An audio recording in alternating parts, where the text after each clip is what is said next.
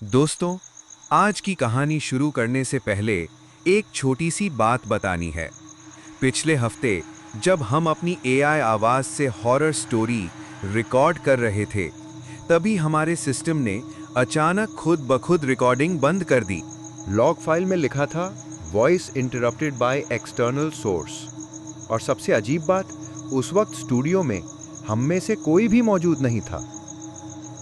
हमने कई बार चेक किया, लेकिन जो भी उस ऑडियो में बोल रहा था वो हमारी टीम का हिस्सा नहीं था। शायद ये सिर्फ एक तकनीकी गड़बड़ी थी, या शायद कुछ और। खैर, इस बार हमने अपनी आवाज़ पूरी तरह बदल दी है ताकि आप तक कहानी बिना रुकावट पहुंचे। तो चलिए शुरू करते हैं आज की डरावनी दास्तान, शापित पीपल का रहस्य। पेड़ और बगीचे तो सबको पसंद आते हैं। गर्मी में उनकी छांव और बरसात में टपकती बूंदों की ठंडक, दोनों का अपना ही मजा है। कुछ ऐसे पेड़ भी हैं जिनके बारे में माना जाता है कि वहां रात में भटकती आत्माओं का बसेरा होता है। आज की हमारी कहानी दिल्ली यूनिवर्सिटी की एक सच्ची घटना पर आधारित है। तीन दोस्त अंश, करण और विवान एक ही हॉस्टल के कमरे में रहते थे। ये उनका कॉलेज का पहला साल था और तीनों में गहरी दोस्ती हो चुकी थी। एक रात उन्होंने कैंपस में घूमने का प्लान बनाया।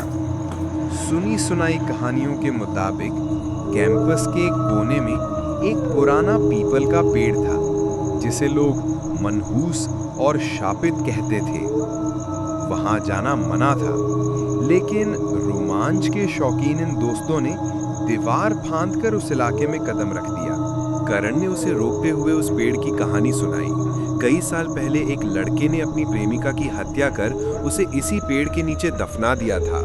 माना जाता है कि उसकी आत्मा आज भी पेड़ से बंधी है और जिसने भी इसे छूने की हिम्मत की, उसकी जान चली गई। उस रात हॉस्टल में ज्यादातर छात्र बाहर थे। तीनों अपने कमरे में सोने चले गए। आधी रात को कांच टूटने की तेज आवाज से सब जाग गए। खिड़की अपने आप खुल बंद हो रही थी।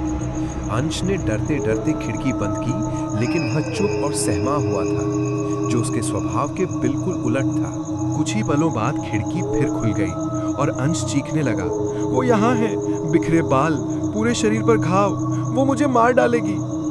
करण और विवान को खिड़की के बाहर कुछ नहीं दिखा, लेकिन अंश लगातार मदद की गुहार लगाता रहा। किसी तरह उसे शांत कर सुलाया गया। सुबह उठे तो अंश गायब था। खोजने पर खबर मिली, पीपल के पेड़ पर उसी चुन्नी से लटका उसका शव मिला। अब करण और विवान को यकीन हो गया था कि ये आत्मा का काम है। रात आई, करण को सपने में वही भूतनी दिखी जो उसे अपनी ओर खींच रही थी और गला दबा रही थी। वो पसीने में भीगा गया और जब जागा, देखा विवान बिस्तर के कोने में बैठा किसी अदृश्य चीज से बातें कर रहा था, कांप रहा था।